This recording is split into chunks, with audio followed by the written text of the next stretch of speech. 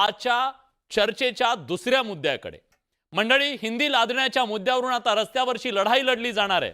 दोन्ही ठाकरेंनी तसं रणशिंग फुंकलंय। राज ठाकरेंनी ठणकावलंय, पहिलीपासून हिंदी सक्ती होऊ देणार नाही।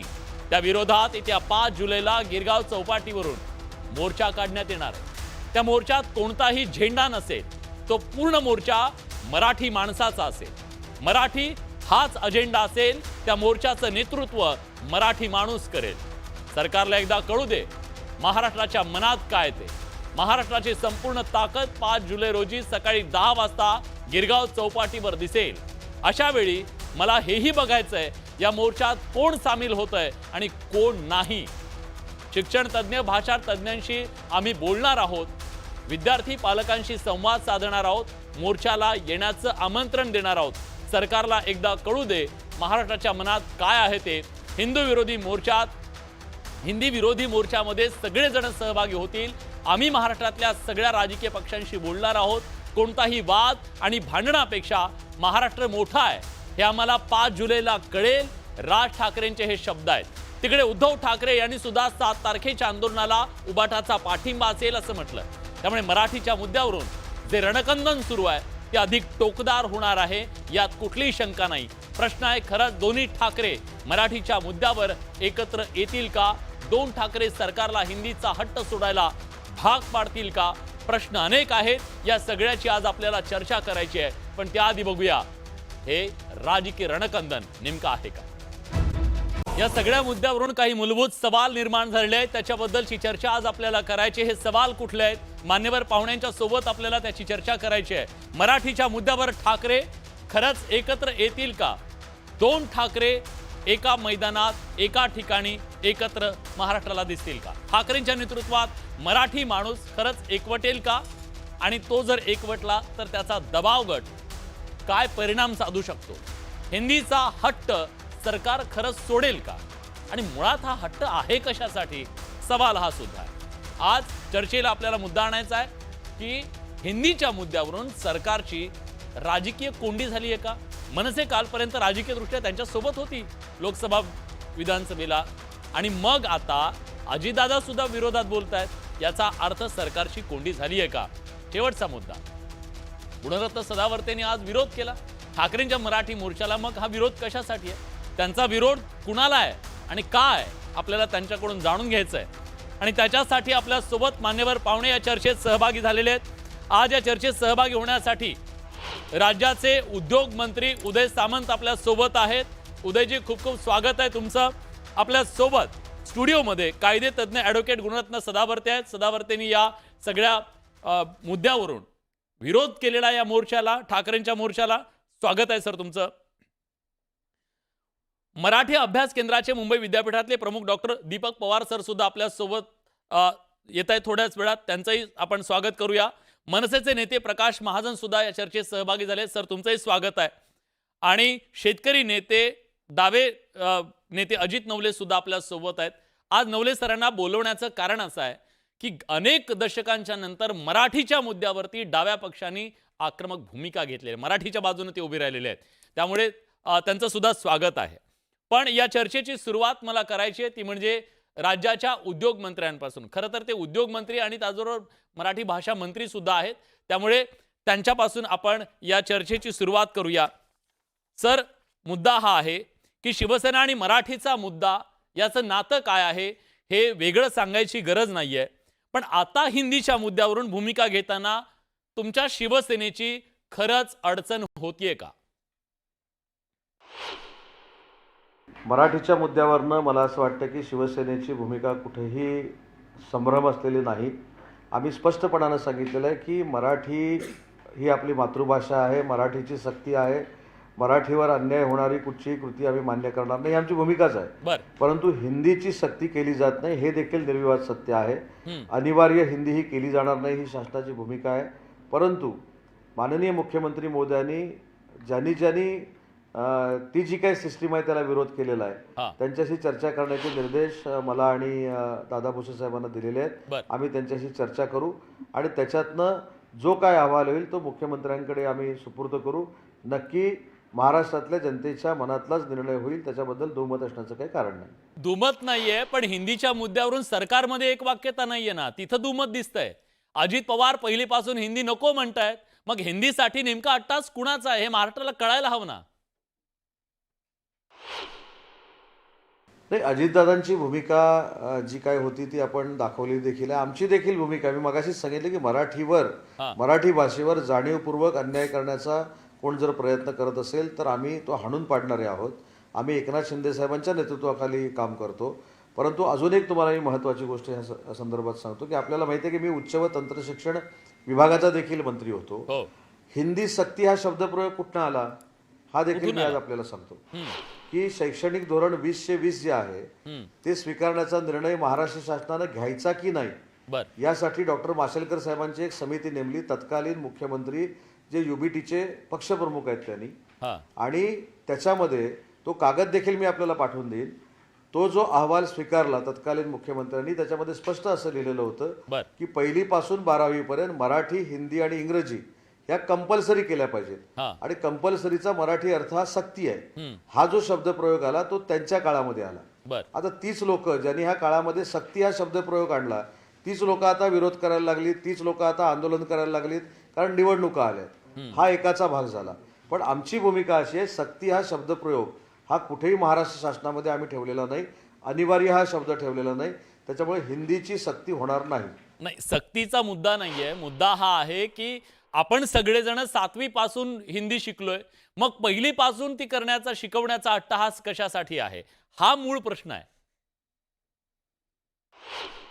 नाही, ह्याच्यामध्ये विलासजी हा अट्टहास नाही आहे. ह्याच्यामध्ये एज्युकेशन पॉलिसीचा हा भाग होता. परंतु आता त्याच्यानंतर मुख्यमंत्र्यांनी निर्णय घेतलाय ना की मुख्यमंत्र्यांनी असा निर्णय घेतलेला की अनिवार्य नाही, सक्तीची नाही.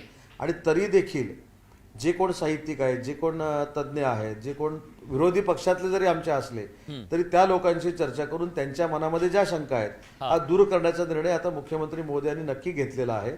आणि त्या बाबतीमध्ये मुख्यमंत्री योग्य तो निर्णय घेणार आहेत. पण एक मुद्दा मला खरं तर त्याच्याबद्दल तुमचं उत्तर हवं आहे. 2 ठाकरेंच्या मोर्चानं मराठीच्या मुद्द्यावर निर्माण झालेली शिवसेनेची कोंडी खरं तुमच्यासाठी चिंतेची बाब आहे का? खरं तुमची कोंडी झाली आहे का? तशी सरकारवर ठाकरेंनी दबाव वाढवलाय का? कसलीही आमची राजकीय कोंडी होत नाही, कारण मराठी भाषेचं अस्तित्व काय आहे याच्यासाठीच मराठी भाषा मंत्री म्हणून मी काम करतोय. अनेक मराठी भाषेसंदर्भातले राज्यामध्ये निर्णय घेतलेत, परराज्यामध्ये निर्णय घेतलेत, परदेशामध्ये देखील निर्णय घेतलेत. कारण मराठी ही आपली मातृभाषा आहे आणि त्याच्याबद्दल आपल्याला अभिमान असलाच पाहिजे. जो तुम्हाला सगळ्यांना आहे तो देखील अभिमान आमच्यासारख्या कार्यकर्त्यांना. आता दुसरा मुद्दा राहिला की ठाकरेंचा मोर्चा एक 6 तारखेला, एक 7 तारखेला आहे. 7 तारखेला मोर्चा कोणाचा आहे? ज्यांनी हिंदीसाठी सक्ती हा शब्दप्रयोग महाराष्ट्र शासनामध्ये आणला, म्हणजे डॉक्टर माशेलकर साहेबांचा जो अहवाल आहे तो ज्यांनी स्वीकारला तेच स्वीकारणारे आता सांगतायत की आम्हाला हिंदी नको. म्हणजे ही दुटप्पी भूमिका आहे. आणि 6 तारखेला मोर्चा कोणाचा आहे की त्यांनी एक वेगळा विचार शासनासमोर मांडलेला आहे, ते मनसे प्रमुख राजसाहेब ठाकरेंचा आहे. तर या मोर्चाबाबत माननीय मुख्यमंत्री, आम्ही सगळे एकत्र बसून त्यांच्याशी चर्चा करू. मराठी भाषेचा मंत्री म्हणून मला जर त्यांना भेटावं लागलं तर मी त्यांना जाऊन भेटेन. परंतु 2 मोर्चांमध्ये फरक आहे. एक मोर्चा विचार मांडणारा मोर्चा आहे, ज्यांनी आम्हाला काही मागण्या केलेल्या आहेत, आणि एक मोर्चा जो आहे तो ज्यांनी सक्ती हा शब्द या शालेय शिक्षणामध्ये आणला, तो स्वीकारला, त्यांचा मोर्चा. म्हणजे हिंदी सक्तीची आपणच करायची आणि हिंदी नको म्हणून राजकारण आपणच करायचं, असा एक 7 तारखेला मोर्चा आहे. ठीक आहे, म्हणजे एका मोर्चाबद्दल तुमचा सॉफ्ट कॉर्नर दिसतोय आणि दुसऱ्या मोर्चाबद्दल मात्र तुमचा राग आहे. ठीक आहे, या सगळ्याच मुद्द्याचं राजकारण होत राहील. पण मराठी भाषा मंत्री म्हणून तुम्ही बडे मुद्द्याच्या कार्यक्रमात आलात, त्याबद्दल तुमचे मनापासून आभार. आम्ही चर्चा सुरू करतोय, सरकारची बाजू काय आहे ही यावी, हा आमचा उद्देश होता आणि त्याच्यासाठी तुम्ही वेळ दिलात, त्याबद्दल तुमचे मनापासून आभार.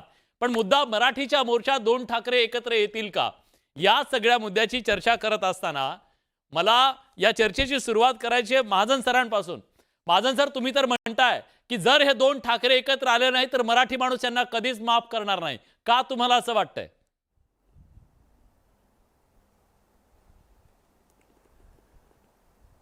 विलासजी, इतके दिवस महाराष्ट्रामध्ये विविध प्रसार माध्यमं, विविध राजकीय व्यक्ती, संपादक, वार्ताहर एक गोष्ट प्रामुख्याने सांगत होते की राज ठाकरे चं नेतृत्व पुन्हा एकदा उजळून निघावं म्हणून सरकार आणि राज ठाकरे यांच्यामध्ये काहीतरी संगनमत आहे आणि तो हिंदीचा मुद्दा काढला. आज माझे नेते राज ठाकरेंनी जो निर्णय घेतलाय तो महाराष्ट्र धर्माला जागून घेतलेला निर्णय आहे. आणि या निर्णयानं हे सिद्ध झालं आहे की राज ठाकरेला कुणी मॅनेज करू शकत नाही. राज ठाकरे कुणाच्या मनात असू शकतात पण राज ठाकरेला खिशात कुणी घालू शकत नाही. अजून तो खिसाच तयार झाला नाही जो राज ठाकरेला खिशात घालेल. राजसाहेबांनी महाराष्ट्र धर्माला जागले. आज त्यांनी पहिल्यापासून जो आपला हिंदीचा विरोध होता आज स्पष्ट त्यांनी सांगितलं की हिंदीची सक्ती मी माझ्या राज्यात खपवून घेतली जाणार नाही. आणि मराठी भाषेसाठी म्हणून आम्ही जो लढा उभारलेला आहे आम्ही तर आव्हान केलं. आमच्या मोर्चामध्ये कुठल्याही पक्षाचा झेंडा नसेल. आम्ही आमच्या पक्षाची वस्त्र बाहेर उतरून या मोर्चामध्ये आलो आहोत. सगळ्या मराठी माणसांनी अगदी माननीय आता मंत्री महोदय होते त्यांनी सुद्धा सामील व्हायला हरकत नाही. पण मातोश्री सहभागी झाली तर जास्त बळ मिळेल तुम्हाला. ठीक आहे तुमच्या राजकारणासाठी नका त्यांना बोलू तुम्ही पण या मुद्द्यासाठी यायला काय हरकत आहे. हो राजसाहेबांनी तर आव्हान केलंय ना. राजसाहेबांनी सर्वांना आव्हान केलंय आणि ते आले तर आनंदच आहे ना. पण ते नाही आले म्हणून आमच्या देहाच्या मार्गावर आम्ही चालणं थांबवणार नाहीत. आमचा हिंदीला विरोध राहील आणि तो मराठी भाषेसाठी म्हणून आम्ही हिंदीला विरोध करतो. बर ठीक आहे. त्यामुळे कुणी सोबत आलं तर आनंद आहे कुणी नाही आलं तरी आमचं आम्ही चालत राहणार हे निश्चित आहे. ठीक आहे. या सगळ्या मुद्द्यावरून तुम्हाला माहिती आहे की आता मोर्चा निघणार म्हटल्यानंतर अगदी सुरुवातीपासून या मुद्द्यावर माहीत नाही मला कधीतरी कारण जाणून घ्यायचं होतं की सदावर्तेंना का राग येतोय. सदावर्तेंना नेमका पुळका हिंदीचा एवढा का आलाय अचानकपणे हा प्रश्न महाराष्ट्राच्या मनात आहे. सदावर्ते साहेब सांगा ना महाराष्ट्राला का तुम्हाला एवढा अचानकपणे हिंदीचा पुळका आलाय. प्रश्न क्रमांक 1. दुसरा तुम्हाला राज ठाकरेंना विरोध करायचा आहे मराठीला विरोध करायचा आहे काय करायचंय का तुम्ही अशा विरोधात येऊन उभे राहताय का मोर्चाला विरोध करताय. कायद्यापेक्षा कोणी मोठं नाही. माननीय मुंबई उच्च न्यायालयाने दिलेल्या निर्देशापैकी पेक्षा कोणी मोठं नाही. जे जरंग्याला लागू पडतंय तेच राज ठाकरेला लागू पडतंय. राज ठाकरे एक लक्षात ठेवावं की माननीय उच्च न्यायालयाचे स्पष्ट म्हणजे हे आहेत गाईडलाईन्स आहेत आणि ठरवून दिलेले ठिकाणं आहेत. त्याच्यापैकी आझाद मैदान हे ठिकाण आहे. त्याच्यामुळे गिरगाव चौपाटीवरून मोर्चा काढण्यासाठी परवानगी दिली जाऊ शकत नाही. लॉ एन्फोर्समेंटला त्या बाबतीमध्ये सक्त निर्देश आहेत. कंटेम्प्ट ऑफ कोर्ट आहे. आणि आता मुद्दा येतो की हिंदीचा पुळका. तसं बोलायला गेलं तर तुमच्या बाजूच्या जिल्ह्यामध्ये म्हणजे तुम्हाला सांगतो उत्तर देताना आम्ही सुद्धा गुराखी गडावरले आहोत. गुराखी गडावर शिकलेली मराठीतले आहोत. पुळका असणं ठीक आहे पण पादरी जे हे असतंय काय म्हणतो त्याला आंदोलनं ते टिकत नसतात. ती हवा असते जो गरजते हो बरसते नाही. म्हणूनच कदाचित लोक येणार. ऐका मी सांगतो ना भूमिका सांगतो ना. भूमिका असंविधानिक असेल तर त्या भूमिकेला भूमिका त्याची मी सांगतो तुम्हाला. ऐकून तर घ्या ऐकून तर घ्या. कोणती भूमिका संविधानिक आहे. उच्च न्यायालयाच्या निर्णयाच्या विरुद्ध जाऊन मोर्चाचं ठिकाण ठरवणं हे संविधानिक आहे. अहो तुम्ही मला सांगा आजपर्यंत जेवढे बी अन्याय अत्याचाराचे मोर्चे झाले करणार आहे तुम्ही त्यांना आंदोलन करण्याचा अधिकार आंदोलन करण्याचा अधिकार आहे. परंतु हम करे सो कायदा कोणाच्या बापाच्या घरचा नाही. कायद्याप्रमाणे वर्तन हे अपेक्षित आहे. राज ठाकरे घरचा असतील किंवा त्यांच्या संघटनेमध्ये मोठे असतील कायद्यापेक्षा मोठे नाहीत. मुंबई पोलिसांना कायद्याचं काम करेल लॉ एन्फोर्स करावं लागेल. कायद्याचं काम करेल. शुद्ध नागरिक आहोत. तुम्ही सुद्धा कायद्यापेक्षा मोठे नाहीत. सदावर्ते साहेब तुम्ही जबाबदारीने बोला. सदावर्ते साहेब तुम्ही जबाबदारीने बोला. तुम्ही बोलताय दुसऱ्याची भाषा नीट वापरा. तुम्हाला काय घाबरणार नाही. अशी भाषा नाही बोलणार. तुम्हाला घाबरणार नाही. तुम्ही कोण आम्ही तुम्हाला घाबरत नाही. तुम्ही कोण आहात? एक जण नाही मी बोलताना तुम्ही बोलताना मी बोललो नाही. वयोवृद्ध पाली भाषेमध्ये थेरो म्हणतात. ठाकरेचा सैनिक आहे. कोण असाल सैनिक तुम्ही ते सैनिक नाही. तुम्ही टन टन टन टन टोल रे बाबा वाले सैनिक आहात. तुम्ही माझ्या हिंदुस्थानाच्या भूमीचं रक्षण करणारे सैनिक नाहीत. टन टन टन टोल रे बाबा टोलवाले सैनिक आहात. अरे बीपी वाढाल शांती राखा. बीपी वाढाल शांती राखा. मला काय म्हणायचं लोकनेते गोपीनाथरावजी मुंडे साहेबांच्या मग एक मिनिट. याच्यातून विचारातून उभे अरे राहिलेले वा, आम्हाला माहिती आणि आहे. भगवान अरे बाबांच्या काय? विचारातून आम्हाला. डॉक्टर आंबेडकरांच्या अरे विचारातून आम्हाला उभे माहिती आहे, राहिलेले तुम्ही नका सांगू हे. अशा हे राज नाटकं ठाकरे बंद उच्च करा ठाकरेच्या तुम्ही. जीवावर अजिबात उभे राहिलेले नाटकं नाहीत. करायचे नाही, नाही, म्हातार एक वयामध्ये मिनिट. काठी एक घेऊन मिनिट. राजकारण करत नाही, नाही. नाही. आम्ही वैयक्तिक राज नाही. ठाकरेच्या जीवावर उभे पदावर राहिलो. साहेब. ते वैयक्तिक मुद्द्याचं बोलायले. बोला. नाही नाही. मुद्द्याचं मला बोला. उत्तर देऊ द्या तुम्ही. मुद्द्याचं बोला. मुद्द्याचं बोला. ठीक आहे उत्तर देऊ मुद्द्याचं बोला. अरे मुद्द्याचं उत्तर द्या बोला. ना, काय ते त्यांना शब्द गप करा. उत्तर द्या ना. ते वय महाजन सर, होतं. महाजन सर, उल्लेख मी करताय का विचारतो त्याला? त्यांना. महाजन सर, मी त्यांना विचारतो. मी येतो तुमच्याकडे. अजित नवले सर आपल्या सोबत आहेत. नवले सर, मला सांगा, पहिल्यांदा डाव्या चळवळीतून मराठीच्या मुद्द्यासाठी म्हणजे संयुक्त महाराष्ट्राच्या चळवळीमध्ये डाव्यांची भूमिका खूप मोलाची राहिलेली आहे. पण गेल्या काही दशकामध्ये मराठीचा मुद्दा घेताना डावे फारसे हात आखडताना दिसले.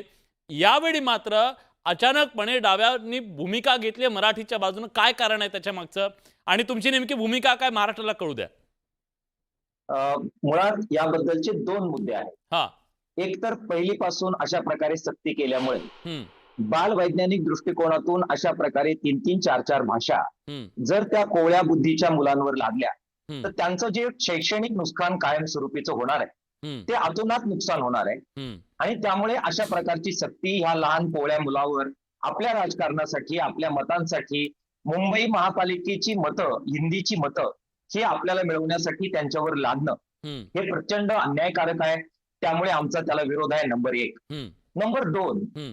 यातून एक वेगळ्या प्रकारचं राजकारण हे हिंदी लादण्याच्या मागे आहे. हम्म. त्याच्यामध्ये मराठी ज्यावेळी भाषा मारली जाते त्यावेळी मराठी संस्कृती मारली जाते बर. आणि मराठी संस्कृती मारण्याच्या मागे हिंदीचं राजकारण पुढे आणून हिंदू आणि हिंदुस्थान हे जे सपाटीकरण करून संबंध वेगवेगळ्या संस्कृती ज्या या संविधानानं राखण्याचा अधिकार आपल्याला दिलाय हा.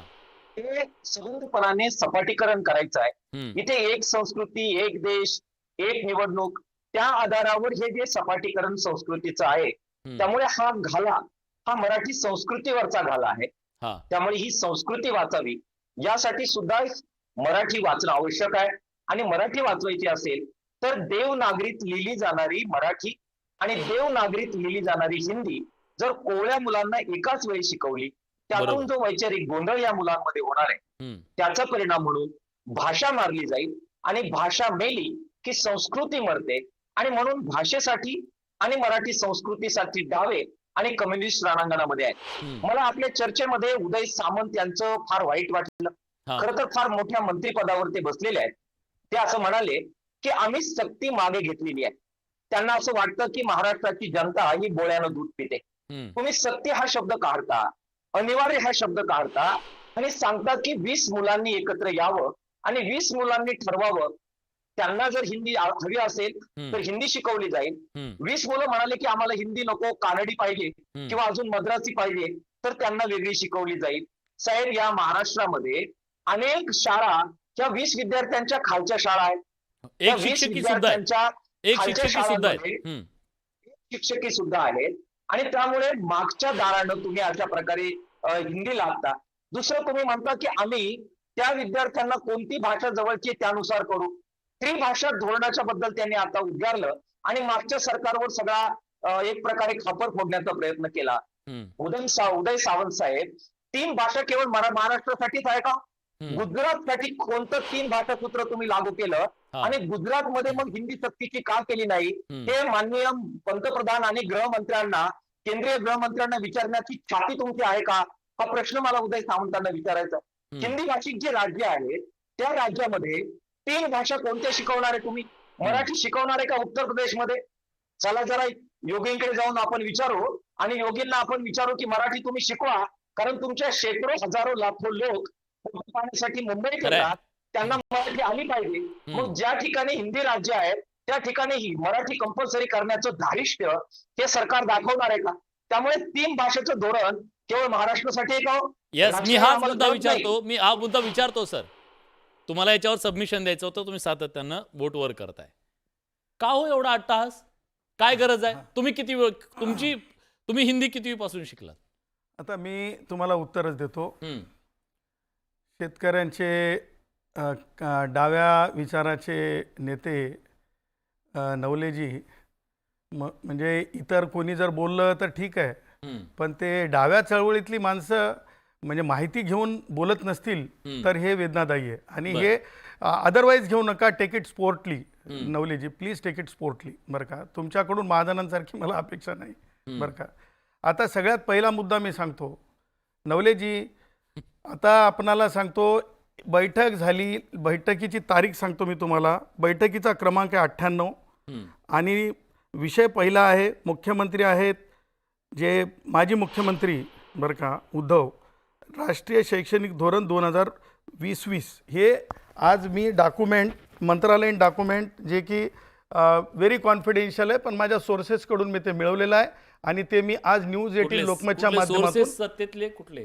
मग हे बघा, सोर्सेस सत्तेतले जर राज ठाकरेचे जर आमचा उदय गेल्याबरोबर सोर्स करत असतील तर माझे तर सोर्सेस असतीलच ना. ठीक आहे ठीक आहे ठीक आहे, हे मी तुम्हाला हे उजागर दाखवत आहे. बरं. आणि हा डॉक्युमेंट स्पष्ट सांगतो की उद्धव, मी सांगायचं तात्पर्य, मला पॉईंट सगळ्यात अगोदर हे करायचं आहे की काळीज नसलेली ही ठाकरे माणसं आहेत, ही दोन्ही सुद्धा काळीज नाही आहे.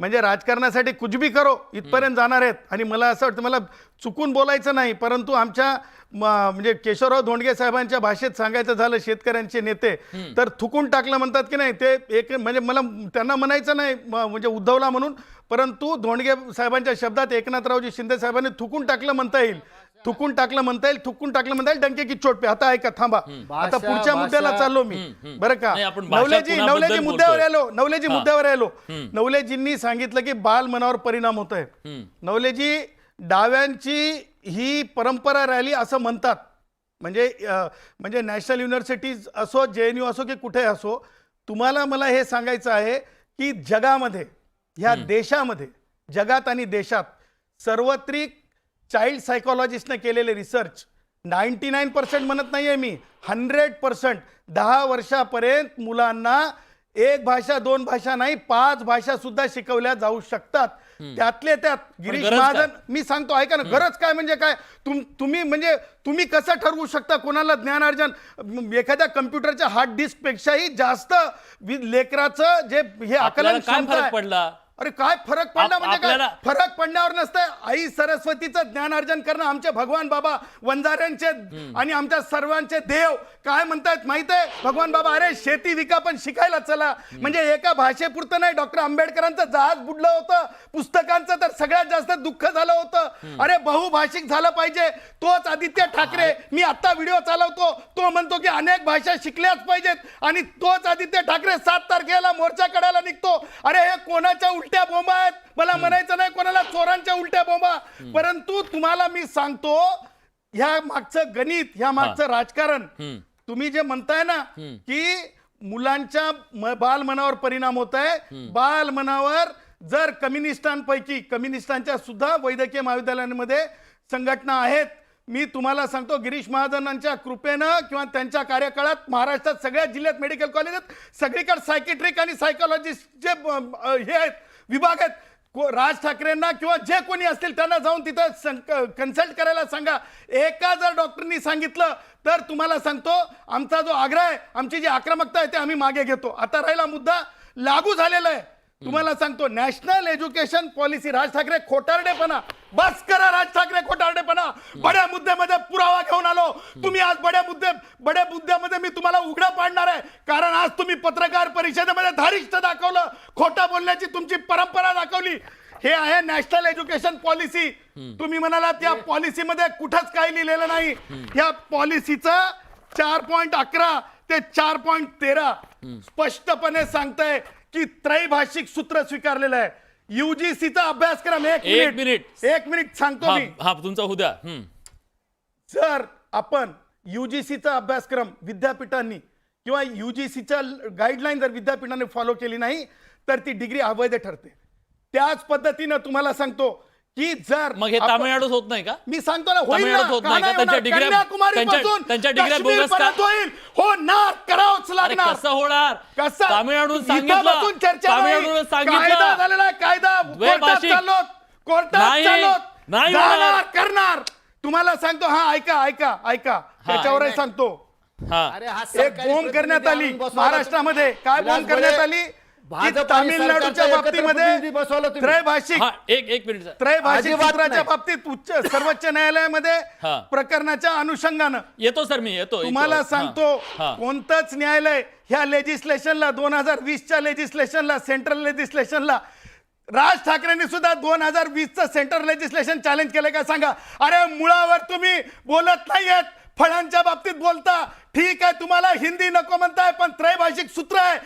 तिसरी अरे, भाषा पण हे कोणती? त्रैभाषिक सांगा ना, अरबिक. उत्तर प्रदेशमध्ये तुम्ही मराठी शिकवणार आहात ते का? राज्य ठरवणार की कोणती भाषा गुजरातमध्ये त्याच्यामध्ये ठरवणार additionally का? घ्यायची. ते त्यांना जवळची जी मग भाषा आम्हाला वाटतं ती ठरवू घेतील द्या, ना. नाही तर मराठी माणसाला ठरवू द्या ना. म्हणजे आम्ही कोण महाराष्ट्रात ठरवणार? हे ठरवणार. इथं तुम्ही आम्ही भाषिक महाराष्ट्रात वाक्यांना म्हणजे ठरवणार आमचं सेपरेटिस्ट हक्क आहे. सारखं बोलता, खलिस्तानांसारखं बोलून चालत नाही. हा जर देश इतर संघ राज्यात भारत ठरवू आहे. शकतात तर आणि आम्ही तुम्हाला इतर राज्यात सांगतो, ठरवणार अरे आम्ही ओरडा काय शहरांनो, ओरडा. हॅलो. भाषा लागू झालेली तुम्हाला आहे. राष्ट्रगीत माहित आहे का? राष्ट्रगीत अरे तुम्ही आता काय इथे मी भाषा लागू राष्ट्रगीत सांगू झालेली का? आहे. राष्ट्रगीतात काय लिहिलंय? राष्ट्रगीतावर कार्यक्रम ठेवा, त्याच्यावर बोलूत. राष्ट्रगीतावर हा सूत्र सांगतो तुम्हाला.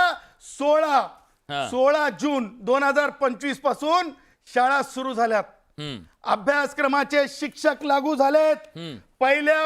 पहिला वर्ग, दुसरा वर्ग सगळा टाइम आता टेबल यांचं अधिकाऱ्यांच्या चालू माझ्या आहे. हातात एक मिनिट, आहे. माझं सर त्यांचं पूर्ण आणि होतं. हा. त्याच्यामुळे तुम्हाला सांगतो, राज ठाकरेंनी नाही, हा आता खोटारडापणा त्यांचं व्याख्यान करू चालू नये द्या की ना. नॅशनल एज्युकेशन पॉलिसीमध्ये त्रैभाषिक येतो सर सूत्र नाही. तुमच्याकडे. हा. आणि मला बोलण्याच्या आधी राज ठाकरेंनी सुद्धा मला असं वाटतं प्रत्येकाने जिभेवर लगाम ठेवला पाहिजे. दादा भुसे 5वा वर्ग शिकलेले आहेत का असं म्हणणारे राज ठाकरे, मी 89%, मी महाराष्ट्रामधला 14 होतो. राज ठाकरेची मार्क लिस्ट आणा. दुसऱ्याचा अपमान करते वेळेस राज ठाकरेला बरं, ठीक प्रश्न आहे. वैयक्तिक विचारले नको. जातील. हे व्यक्तिगत please, नाही तर please, काय? थांबा. ठीक आहे, दादा ठीक आहे, भुसेंना ठीक आहे. कोणी 5वी शिकलेला मंत्री म्हणू शकते का? बरं, हे बरं, दारिद्र्य तुम्हाला कुठून आलं राज नाही, ठाकरेवर? तुम्हाला एवढा राग आला. ठीक आहे, बरोबर, ठीक आहे. मंत्री आहे तो. दादा बरं. भुसे आमचे मंत्री आहेत बरं, बरं. महाराष्ट्राचे. आता आमच्या तुमचे मंत्र्याला मंत्री- जर कोणी खालचं म्हणत अहो. असेल तर राग येणारच. एक मिनिट. अहो, तुम्हाला ते मंत्री म्हणल्यावर राग आला, तुमची बँक घेऊन गेले ते. ठीक आहे, सोडून द्या, मला त्याच्याबद्दल बोलायचं नाही आता. पण मनसेचे नेते बघा, बँकेवर स्वतंत्र बोलून हा वेगवेगळी चर्चा करू. वेगळी नाही. चर्चा करू. हा, कोणी हा, हा, गुणरत्न ठीक आहे, ठीक आहे, सदावर्तचं ठीक आहे. काही नेऊ शकत नाही. ठीक आहे, ठीक हे आहे, ठीक आहे. गुणरत्न आहे, एक बरं, गुणरत्न, बरं, लाख बरं. गुणरत्न महाराष्ट्राच्या गावागावात गुणरत्न आहे. बरं. तुम्ही टोललं नका मारू. बरं. राज ठाकरेला असं बोलू दिलं जाणार नाही. बरं. त्यांना एक मिनिट. पाचवी म्हणून हिनवू दिलं जाणार नाही. हा, महाजन सर, महाजन सर, काय आहे? महाजन सर, अरे काय तुम्ही एक कुणाला मिनिट, आणून प्लीज बसवलंय? Please please. असं नको. नाही नाही नाही भाजप नाही, आणि नाही, सरकारच्या नाही, नाही, असं नाही चालणार, असं नाही. हाड म्हणल्याच्या नंतर तोंड सांभाळून त्यांनी बोलायचं. दोघांनी मी हाड म्हणल्याच्या नंतर दोघांचं नाही मी माईक चालणार. बंद, मी माईक बंद तुम्ही करतो, सांभाळा. माईक बंद करतो. अहो, तुम्ही सांभाळा महाजन कोण? सर, महाजन सर, तुम्ही हाड म्हणल्याच्या नंतर बिलकुल माईक बंद बंद करा. नाही करा. नाही नाही प्लीज. महाजन सर, आता याबद्दलचा निर्णय झालाय, शिक्षक झालेले आहेत आणि त्याचबरोबर निर्णय सुद्धा झालेला आहे. अशा परिस्थितीमध्ये हा निर्णय मागे फिरवला जाऊ शकेल का? मुद्दा क्रमांक 1. आणि दुसरं म्हणजे, जर समजा राज्यानं धोरण जर स्वीकारलं असेल त्रिभाषेचं, तर त्याच्यातून बाहेर पडू शकतं का राज्य? त्याच्याबद्दलची भूमिका राज्य सरकार घेईल असं तुम्हाला वाटतं का? पहिली गोष्ट अशी आहे, जे काही तुम्ही कायदे करतात ते लोकांच्या सोयीसाठी करता का गैरसोयीसाठी करता? जर महाराष्ट्रातली बहुसंख्य जनता हिंदी भाषेच्या सक्तीला मान्य करत नाही, तर तुम्ही हिंदी भाषेची सक्ती का ठेवता आमच्यावर? मला अडवायचं नाही, पण कुठं केली सक्ती ऐच्छिक आहे. मग आज माननीय शिक्षण मंत्री राजसाहेबाला भेटायला कशाला गेले होते? बडे मुद्द्यामधून खोटं जायला नको. त्यांचं तोंड बंद करावं. हा हा, माझं तोंड बंद करायला लय ताकद लागत असते. Please, खोटं बोला, बोला, बोलू सर, नका. मला सांगा, खोटारडेपणाचं पहिले- बोलायचं पहिले- नाही आवाज तुम्ही. आवाज हे आमचा आवाज, आमचा माईक बंद कर, आमच्या तुम्ही दोघांचा mic बोलायचं बंद नाही. करा, तुम्ही त्यांचा काय पूर्ण ऐकू प्रतिनिधी द्या. म्हणून आले नाही तुम्ही इथं. मी कुणाला खोटं बोलेल नाही तर काय केलं? तुम्हाला तर नाही ना बोललो मी. हे नाही चालायचं इथं. तुम्ही हे दुसऱ्यासारखं आरडाओरडा करू नका इथं. काय म्हणले ते? दुसऱ्यासारखं आरडाओरडा अजिबात नाही करायचा. हा, कोण सर, आहे? हे बघा, please, भीती please. नाही घालायची आम्हाला कुणाला. बोलू कोणी द्यायला घाबरायला पाहिजे. कमी नाही. समजलं? कोणी तुम्ही शंड भीती नाही, नका घालू आम्हाला. कोणी जास्त शंड घालून आम्हाला नाही. भीती घालू नका वयोवृद्ध तुम्ही. म्हातारे आहेत म्हणून मी काय बोलणार आम्हाला झालो? बिलकुल घालायचं नाही. म्हातारे आहेत, मी तुम्ही हात वारे बघा करून काय दाखवल ते. मग. मला ए, कळतं. मी म्हातारा नाही, तुझ्यापेक्षा ती तरुण भाषा आहे. जाऊ दे, शिकलेली आहे सोड. मी, ती हा. भाषा शिकलेली आहे मी. विषय दुसरे. मला ही भाषा शिकलेली विलासजी, आहे मी. यांना तुम्ही घ्या, फोन घ्या. बंद करा, नाही तर मी बंद राहील. हा, आमचा हा. आवाज बंद करा, आमच्या तुला दोघांचा काय आवाज शिकायचं बंद करा, का? त्यांचा फक्त ऑन ठेवा प्लीज. हा, महाजन सर, सलग बोला. माझं म्हणणं असं आहे, त्रिभाषी सूत्रामध्ये तुम्ही हिंदीची सक्ती का करता? अशा तऱ्हेनं तुम्ही इतर प्रांतात सक्ती केली आहे का? आणि काही जरी झालं तर आम्हाला हिंदीची सक्ती नकोय. त्रिभाषिक सूत्र इतर कुठल्या कुठल्या राज्यात राबवलं जातं याचं उदाहरण तर द्या ना. उत्तर प्रदेशमध्ये काय भाषा शिकवली जाते, राजस्थानमध्ये काय, गुजरातमध्ये काय, मध्य प्रदेशमध्ये काय, कर्नाटकमध्ये काय.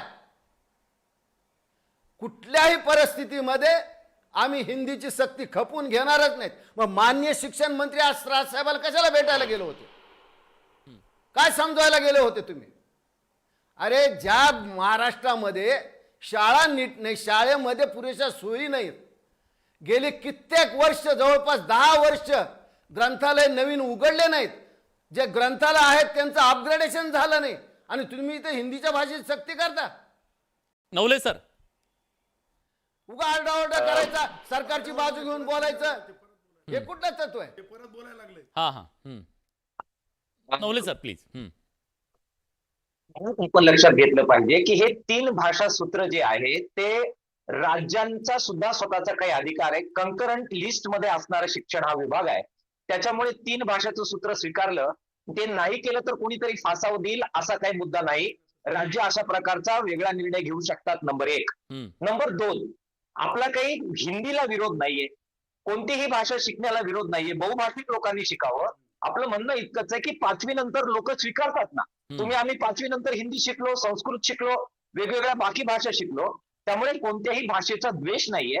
मुद्दा पहिलीपासून अशा प्रकारे जर लागलं तर त्याचा वैज्ञानिक दृष्टिकोनातून वाईट परिणाम होईल, विद्यार्थ्यांवर वाईट परिणाम होईल, त्यांच्या बुद्धीवर वाईट परिणाम होईल, आणि मराठी भाषा एकंदरीतच कमकुवत होईल, त्यातून मराठी संस्कृती कमकुवत होईल. त्याच्यामुळे आपला त्याला विरोध आहे. आपला जो मगाचा जो प्रश्न आहे की या सगळ्या बाबतीमध्ये अशा प्रकारे निर्णय घेतला जाऊ शकतो का? नक्की घेतला जाऊ शकतो, कारण जनता सर्वश्रेष्ठ आहे. या देशाच्या, महाराष्ट्राच्या हिंदी भाषिक रचनेनुसार महाराष्ट्राची निर्मिती व्हावी, यासाठी 106 हुतात्म्याने आपल्या बलिदान दिलं आणि हजारो लोक जखमी झाले, मोठाले मोर्चे निघाले, आणि संयुक्त महाराष्ट्राची निर्मिती ही प्रचंड संघर्षातून झालेली आहे. त्याच्यामुळे भाषावार प्रांत रचनेचं जे धोरण या देशाने स्वीकारलेलं आहे ते टिकवण्याचा सुद्धा हा मुद्दा आहे. त्यामुळे सरकारला हा निर्णय नक्की घ्यावा लागेल. मुद्दा तुम्ही अगोदर जो उपस्थित केला होता त्यावर मला भाष्य करणं टाळणं शक्य नाहीये की 2 मोर्चे निघावेत का. मार्क्सवादी कम्युनिस्ट पक्षाच्या वतीनं मला महाराष्ट्राच्या सर्व नेत्यांना आणि जनतेला आव्हान करायचं आहे की कृपा करून याच्यामध्ये आता मी तू आणू नका. एकच तारीख ठरवा, सर्वांना आव्हान करा. तुमचं कोण नेतृत्व करतंय, कोण पक्ष आहे, कोण पार्ट्या आहे, कुणाचे झेंडे आहेत, हे सगळे कृपा करून बाजूला ठेवा. महाजन सर, तुम्ही सहमत आहात काय मुद्द्याबद्दल? एकच मोर्चा, एकच ताकद, एकच झेंडा, आणि एकच झेंडा म्हणजे मुद्द्याचा आणि एकच अजेंडा, असं व्हायला हवं का? हे पहा, आम्ही ज्यावेळेस मोर्चा काढायचं ठरवलं त्यावेळेस स्वतः राजसाहेबांनी जाहीर केलं की ते सर्व पक्षातील लोकांना बोलणार आहेत. आमच्या मोर्चामध्ये कुठलाही आमचा झेंडा असणार नाही. ज्यांचं मराठी भाषेवर प्रेम आहे, ज्यांना असं वाटतं की हिंदीची सक्ती नको, त्या सर्वांनी आमच्या सोबत यावं ही आमची विनंती आहे. ठीक आहे, नवले सर तुमचं काय म्हणणं आहे? ती विनंती करायची का नाही ते ते ठरवू शकता. नाही महाजन साहेब, हे बघा, आपल्याला जर खरोखर एकत्र काम करायचं असेल आणि आमचे डावे अनेक पक्ष आहेत, संघटना आहेत, विचारवंत आहेत, सर्वांना एकोप्यानं जर घेऊन जायचं असेल तर संयुक्त किसान मोर्चाचा आमचा दिल्लीचा अनुभव काय सांगतो? किसान कर्जमाफीसाठी झालेलं महाराष्ट्रातलं सुकाणू समितीचं आंदोलन काय सांगतं? अगोदर तारीख डिक्लेअर करायची आणि सगळ्यांना मागे फरफटायला लावायचं असं होत नसतंय. सर्वांना एकत्र घेऊन बसा, एकजुटीने आपण तारीख ठरवू, एकजुटीने आपण अजेंडा ठरवू, एकजुटीने आपण मागण्या ठरवू. कोणी लहान कोणी मोठा ही पाहण्याची ही वेळ नाही. महाराष्ट्र धर्म वाचवण्याची, मराठी संस्कृती वाचवण्याची ही वेळ आहे.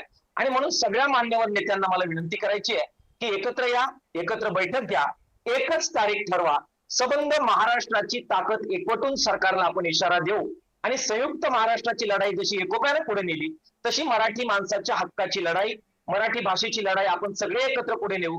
माझा हा निरोप कृपा करून आपल्या सर्व नेत्यांना आपण कळवावा. प्लीज महाजन सर शेवटची कमेंट, नंतर सदावर्ते सावंतगड. हा प्लीज. नाही, आता नवले साहेबांनी जो विचार मांडला तो विचार अत्यंत स्वागतार्ह आहे. हा, फक्त एवढीच अडचण आहे की आम्ही मोर्चाची तारीख जाहीर केली. मला असं वाटतं की नवले साहेब, तुम्ही सगळ्यांनी, मी सुद्धा हा तुमचा निरोप राजसाहेबांच्या कानावर घालेल, आणि तुम्ही ज्या पद्धतीने या गोष्टीला पाठिंबा दिला मी तुमचं अभिनंदन करतो, तुमचं कौतुक करतो. इथून पुढे जर काही होत असेल तर आपण सगळे एकत्र मिळून मराठी भाषेसाठी करू, एवढं मी मात आज निश्चित सांगतो. आणि मी आपला निरोप निश्चित माझे नेते राजसाहेबांपर्यंत पोहोचवतो. ठीक आहे, बघूया पुढच्या काळामध्ये या सगळ्याबद्दल नेमकं काय घडतंय. पण तुम्ही सगळे एकत्र येत असला तर इकडे सदावर्ते साहेब मात्र छातीचा कोट करून उभे राहणार आहेत विरोध करण्यासाठी. त्यांचं कारण काय देवालाच माहिती आहे. पण तरी सुद्धा लोकशाही आहे, इथं विरोध करण्याचा सुद्धा अधिकार आहे. पण महाराष्ट्रातल्या प्रेक्षकांना काय वाटतंय जाणून घेऊया. बडे मुद्देच्या माध्यमातून आपण प्रश्न विचारला होता की मराठीच्या मोर्चात 2 ठाकरे एकत्र येतील का, यायला हवं का. बघा 90% लोकांना वाटतंय होय, 10% नाही असं वाटतंय. बघूया या मुद्द्यावरती राजकारण पुढे कसं घडतं आणि हा मोर्चा एक दबाव गट निर्माण करण्यात, सरकारला 2 पावलं मागे नेण्यात, निर्णयाचा फेरविचार करण्यात यशस्वी होतो का. 2 ठाकरे एकत्र येतात का किमान मराठीच्या मुद्द्यासाठी. आज या चर्चेत आपण सगळेजण आलात, आपली भूमिका मांडली, त्याबद्दल तुमच्या सगळ्यांचे मनापासून आभार. बडे मुद्देच्या चर्चेत आपण इथेच थांबतोय. धन्यवाद.